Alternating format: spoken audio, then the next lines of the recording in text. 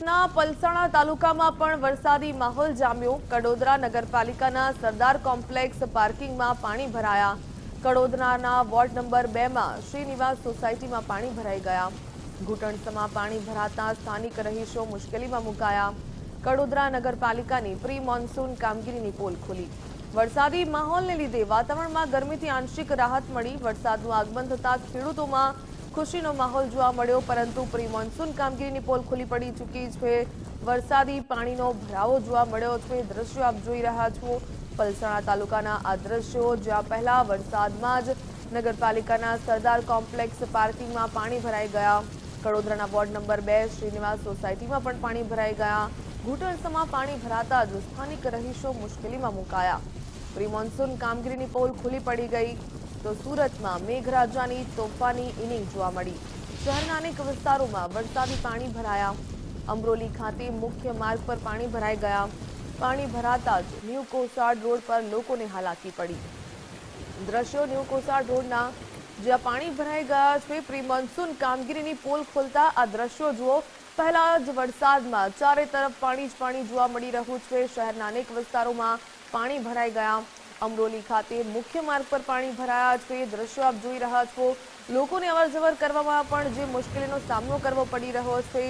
સુરતમાં ગઈકાલ મોડી રાતથી જ ધોધમાર વરસાદ થઈ રહ્યો છે। જો કે કેચપીટ સાફ કરવાની જે પ્રકારે કામગીરી કરવામાં આવી હોય તેની વાત થઈ રહી હતી। પ્રી મોન્સૂન કામગીરીની વાત પર જાણે હાલ આ પાણી છે તે ચાડી ખાતું હોય એ જોવા મળી રહ્યું છે કે કોઈ જ પ્રકારની કામગીરી નથી થઈ। જો કામગીરી થઈ હોય તો આ પ્રકારના દ્રશ્યો જોવા ન મળત। સુરત જિલ્લામાં ધોધમાર વરસાદથી જનજીવન ચોક્કસપણે અસ્તવ્યસ્ત બન્યું।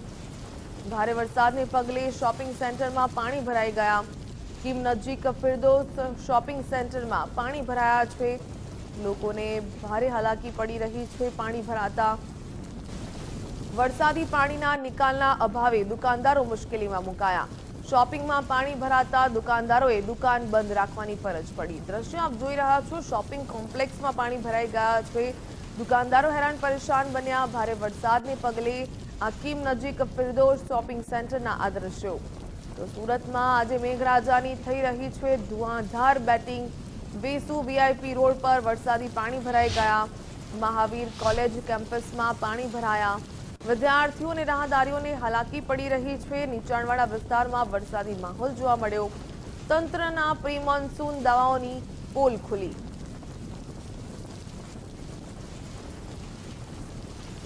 કહેવામાં તો ડાયમંડ સિટી સુરત છે, પરંતુ આ ડાયમંડ સિટી સુરતમાં પાલિકા તંત્ર દ્વારા જે પ્રી મોન્સૂનની કામગીરીના મોટા દર વર્ષે દાવાઓ કરવામાં આવે છે તે દાવાઓ તદ્દન પોકળ સાબિત થાય છે અને તેના જે પરિણામે આ પ્રમાણે વરસાદી ઋતુ દરમિયાન લોકોએ હાલાકી ભોગવવી પડે છે। તસવીરો સીધી જોઈ શકાય છે સુરતના વેસુ સ્થિત ભગવાન મહાવીર યુનિવર્સિટી રોડના, કે જ્યાં આ પ્રમાણે દૂર દૂર સુધી જોઈ શકાય છે તેમ કે વરસાદી પાણી અહીં ફરી વળ્યા છે અને કોલેજ આવતા જે વિદ્યાર્થીઓ હોય કે પછી કામ ધંધાએ જવા માટે નીકળેલા લોકો હોય, રીતસર અહીં હાલાકી ભોગવી રહ્યા છે।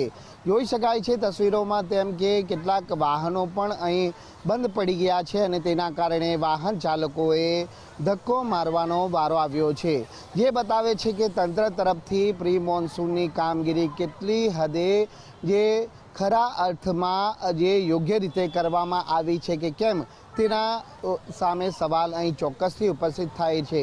દર વર્ષે અહીં આ પ્રમાણેની સ્થિતિ છે તે જોવા મળતી હોય છે। સુરતનો વેસુ આ વીઆઈપી રોડ છે અને દર વર્ષે આ રોડ ઉપર આ પ્રમાણેની સ્થિતિનું નિર્માણ થાય છે અને પરિણામે લોકોએ છે તે હાલાકી ભોગવવાનો વારો આવતો હોય છે। ત્યારે ફરી એક વખત હજી તો સુરત શહેરમાં વરસાદની શરૂઆત થઈ છે અને પ્રથમ વરસાદની અંદર જ જો ડાયમંડ સિટી સુરતના આ પ્રમાણેના હાલ હોય તો સમજી શકાય છે કે હજી તો ચોમાસાની ઋતુ સંપૂર્ણપણે બાકી છે। કેટલા પાણી ભરાયા છે ભાઈ? આગળ સુધી પાણી કેટલા ભરાયા છે? ફૂલ છે પૂરું અહીંયા। કેટલી હાલાકી પડે છે ત્યાંથી આવવામાં? આવવા જવામાં કેટલી તકલીફ છે? બહુ તકલીફ છે, એટલે આ ગુડઘા સુધી છે, ઘૂંટણા જેટલું છે પાણી।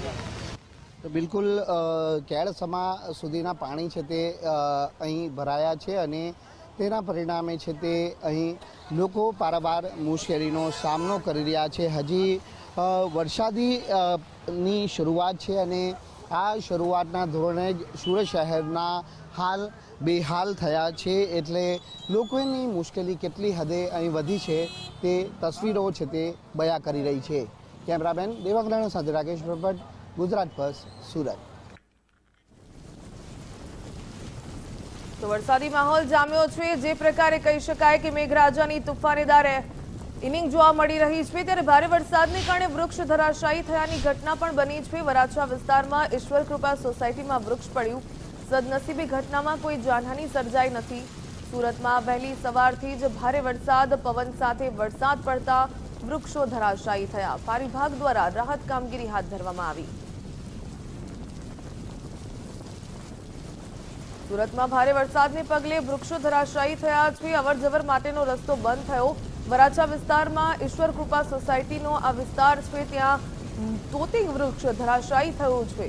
ત્યારે ફાયર વિભાગ દ્વારા રાહત કામગીરી શરૂ કરવામાં આવી. સુરતમાં વહેલી સવારથી જ ભારે વરસાદ પડી રહ્યો છે, ત્યારે અનેક જગ્યાએ વૃક્ષો ધરાશાયી થવાની ઘટના પણ બની. તો આ તરફ પર્વતગામ પાસે પણ વરસાદી પાણી ભરાયા. વરસાદે વિરામ લીધો હોવા છતાં પરિસ્થિતિ ઠેરની ઠેર.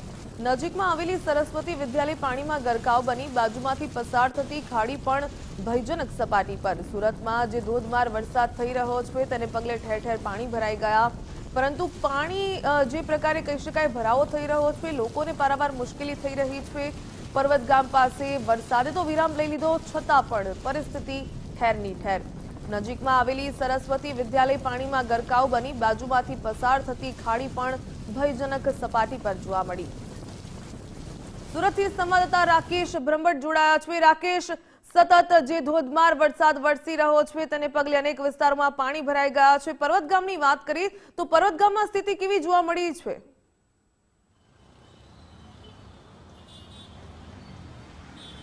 બિલકુલ, સુરત શહેરમાં વહેલી સવારથી પડેલા ભારે વરસાદે સુરતના હાલ બેહાલ કર્યા છે. તસવીરો સુરતના પર્વતગામ વિસ્તારની કે જ્યાં દર વર્ષે પરિસ્થિતિ ઠેરની ઠેર છે તે હાલ જોવા મળી રહી છે. સરસ્વતી વિદ્યાલય આવેલી છે અને આ સરસ્વતી વિદ્યાલય પણ પાણીમાં સંપૂર્ણ રીતે ગરકાવ થઈ છે. લોકોની હાલાકી કેટલી હદે વધી છે તેની આ તસવીરો છે તે બયા કરી રહી છે. માત્ર જે સામાન્ય વરસાદ પડે ત્યારે આ પ્રકારની સ્થિતિનો સામનો અહીંના લોકોએ કરવો પડે છે. આ પર્વતગામ અને જે ગોળાદરા વિસ્તારને જોડતો મુખ્ય માર્ગ છે અને આ માર્ગ ઉપર આ પ્રમાણે ભારે વરસાદના કારણે પાણી ભરાવાની સ્થિતિ સર્જાય છે. ત્યારે લોકો, જે વાહન ચાલકો હોય કે પછી રાહદારીઓ, તમામને છે તે હાલાકીમાંથી પસાર થવું પડી રહ્યું છે. પાણી ભરાવાના કારણે જે શાળા હાલ બંધ રાખવાની ફરજ પડી છે, એટલે વિદ્યાર્થીઓના અભ્યાસ ઉપર પણ માઠી અસર છે તે પડી છે. સુરત મહાનગરપાલિકા તંત્રની ટીમ છે તે હાલ ઘટના સ્થળે આવી પહોંચી છે અને પાણીનો ઝડપી રીતે નિકાલ થાય તે માટેની જે કામગીરી છે તે આરંભી દેવામાં આવી છે. કોર્પોરેશન તરફથી જે કામગીરી કરવામાં આવી રહી છે તેની તસવીરો પણ આપને બતાવવાનો પ્રયત્ન કરીશું. દર વર્ષે જે પ્રમાણે પ્રી મોન્સૂનની કામગીરીના દાવા કરવામાં આવે છે, પરંતુ ક્યાંક આ દાવા છે તે કાગળ ઉપર રહી ગયા હોય તે પ્રકારની સ્થિતિ છે તે અહીં જોવા મળી રહી છે. એટલે ક્યાંક જે ઘોડા ભાગી ગયા પછી તબેલાને તાળા મારવા જેવી સ્થિતિ છે તે સુરત મહાનગરપાલિકાની જોવા મળી રહી છે કે જ્યાં પાણી ભરાયા બાદ છે તે હવે કામગીરી કરવામાં આવી રહી છે કે પાણીનો નિકાલ ઝડપી રીતે કઈ રીતે થઈ શકે તે માટેનો જે પ્રયત્ન છે તે અહીં કોર્પોરેશન તરફથી કરવામાં આવી રહ્યો છે. જોકે પાણી ભરાવાના કારણે કેટલાક વાહન ચાલકોએ અહીં હાલાકી પણ ભોગવવી પડી રહી છે અને જે વાહનો પણ બંધ પડી જવાના કારણે અહીં લોકોને પારાવાર મુશ્કેલીનો સામનો છે તે કરવો પડી રહ્યો છે. એ રાહદારી હોય કે પછી વાહન ચાલકો, તમામ લોકો આ સ્થિતિમાંથી પસાર થઈ રહ્યા છે અને લોકોએ અન્ય જે માર્ગ એટલે કે જે રસ્તો છે તે અપનાવવાની ફરજ પડી રહી છે. ભાઈ, ક્યાં જઈ રહ્યા? કા અમે નિંબાતના જ છે. તમે જોઈ લો ને, તમે જોઈ લો કઈ રીતે દર વર્ષનું રામાયણ છે. हर वर्ष यही थे भाई, अभी क्या करना आपने बोलो तुम, यही है आइटम अभी. हाँ. तेरी गाड़ी लेके आ, फिर धक्का मार, मालूम पड़ेगा कैसा लगता है. તો બિલકુલ તંત્ર પ્રત્યેનો રોષ લોકોમાં છે, કારણ કે દર વર્ષે આ સ્થિતિનો સામનો જ્યારે લોકોએ કરવો પડી રહ્યો છે ત્યારે સ્વાભાવિક છે કે તંત્ર પ્રત્યે એને જે રોષ છે તે ક્યાંક લોકોમાં આજે જોવા મળી રહ્યો છે. સુરત શહેરનો આ એકમાત્ર વિસ્તાર નથી, પરંતુ શહેરના અનેક એવા વિસ્તારો છે જ્યાં નીચાણવાળા વિસ્તારો હોય કે પછી ઊંચી સુધીના જે વિસ્તારો હોય, તમામ સ્થળો પર વરસાદી પાણી ભરાવાના કારણે લોકોની હાલાકી વધી છે. ત્યારે તંત્રની પ્રી મોન્સૂનની કામગીરી સામે અહીં સવાલ ચોક્કસથી ઊભા થઈ રહ્યા છે. જી બિલકુલ રાકેશ, ધન્યવાદ તમામ જાણકારી સાથે જોડાવા બદલ.